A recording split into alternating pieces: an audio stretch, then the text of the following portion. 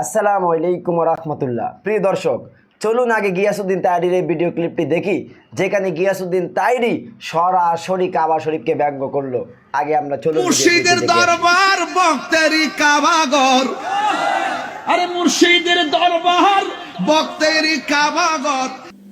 নিশ্চয়ই এ সকল মুর্শিদ এবং তাদের ভক্তবৃন্দ যারা মুর্শিদের দরবারকে কাবা মনে করে, তারা ইসলামের অনুসারী হতে পারে না, তারা মুসলিম হতে পারে না, তারা ভিন্ন কোনো ধর্মের অনুসারী হতে পারে। কেননা মুসলমান যারা, ইসলামের অনুসারী যারা, তারা বিশ্বাস করে যে তাদের কাবা কোনো মুর্শিদের দরবার নয়, তাদের কাবা মক্কায় অবস্থিত বাইতুল্লাহ। মহাগ্রন্থ আল কোরআনুল কারীমের সূরা আল ইমরানের 96 নম্বর আয়াতে কারিমার মধ্যে আল্লাহ সুবহানাহু ওয়া তাআলা ইরশাদ করেছেন, ইন্না আউওয়ালা বাইতিন উদিয়া লিন-নাস লাল্লাযী বিবাক্কাতা মুবারাকান ওয়া হুদাল লিল আলামিন।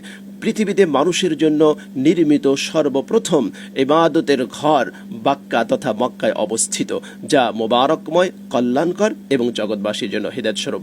দর্শক মণ্ডলী, আমরা জানি যে এই কাবা মুসলমানদের কিবলা, অর্থাৎ মুসলমানরা এই কাবা অভিমুখী হয়ে তারা সালাত আদায় করে। মহাগ্রন্থ আল কোরআনুল কারীমের সূরা বাকারার 115 নম্বর আয়াতে কারিমার মধ্যে আল্লাহ সুবহানাহু ওয়া তাআলা ইরশাদ করেছেন, ওয়া হাইতুমা কুনতুম ফাওয়াল্লু উজুহাকুম শাতরা। তোমরা যেখানে থাকো না কেন, কাবা অভিমুখী হয়ে তোমরা সালাত আদায় করো।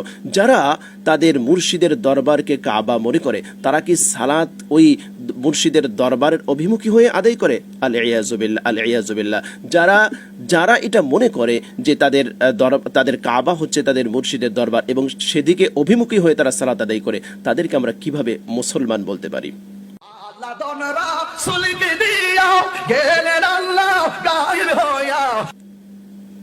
আল্লাহর শানে কত বড় মিথ্যাচার, কত বড় ধৃষ্টতা, কত বড় গুস্তাখি! কোনো মুমিন, কোনো মুসলমান কি আল্লাহর শানে এত বড় মিথ্যাচার করতে পারে?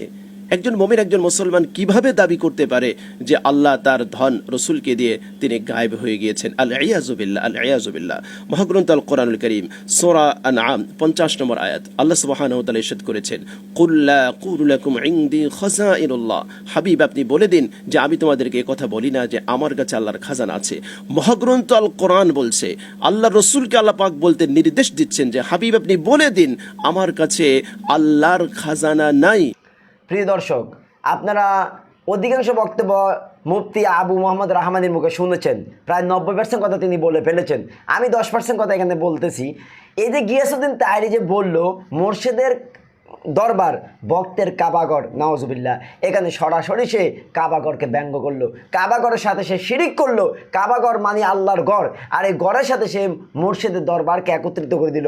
অথচ কাবা আমাদের প্রধান কেবলা, কাবা আল্লাহর ঘর। মুসলমানদেরকে আল্লাহ নির্দেশ দিয়েছেন কোরআনুল কারীমের সূরা আল ইমরানের 97 নম্বর আয়াতে, যদি তোমার আর্থিক এবং শারীরিক কোনো শক্তি থাকে, আর্থিক এবং শারীরিক শক্তি যদি তোমার থাকে, তাহলে বাইতুল্লাহ গিয়ে হজ করা তোমার জন্য ফরজ। আর ওদের ভক্তের মুর্শিদের দরবারে কি হজ করা ফরজ? তাহলে কিসের সাথে তাইরি কি মিলালেন? এই তাইরির যে ঈমান নেই, এই কথাগুলো যে আমরা প্রায় সময় বলি, আপনারা কি মনে করেন আমরা ভুল বলি? না, এই তাইরির প্রকাশ্যে যেগুলো আমাদের চোখের সামনে, আর গোপনে যেগুলো সেগুলো তো আমরা জানি না। প্রকাশ্যে যেগুলো যা ঘটেছে, যা ঘটছে, ইউটিউব ফেসবুকে তার যে ভিডিও ক্লিপগুলো পাওয়া যায়, এগুলিতে স্পষ্ট প্রমাণিত সে একটা মুশরিক ছাড়া আর কিছুই নয়। তার তওবা করার ফরজে আইন, তার ভিতরে অনেক রকম বেদাত, শিরিক, কুফরি আছে, যেটা তাইরি নিজেও হয়তো জানে না, আর জানলেও সে মানে না। তো প্রিয় দর্শক, এই গেল আজকের এই ঘটনা। গিয়াসউদ্দিন তাইরি বাড়াবাড়ির সীমা লঙ্ঘন পর্যায়ে পৌঁছেছে। আল্লাহ সুবহানাহু ওয়া তাআলা তাকে হেদায়েত নসিব করুক, অথবা তার কবল থেকে আমাদের উম্মাহকে আল্লাহ হেফাজত করুক। তো প্রিয় দর্শক, ভিডিওটি এখানে শেষ করলাম। যদি আপনার ভিডিওটি ভালো লাগে একটা লাইক করবেন, আর একটা অনুরোধ, প্লিজ যারা আমার চ্যানেলটি সাবস্ক্রাইব করেন নাই, প্রিয় ভাই চ্যানেলটি সাবস্ক্রাইব করবেন।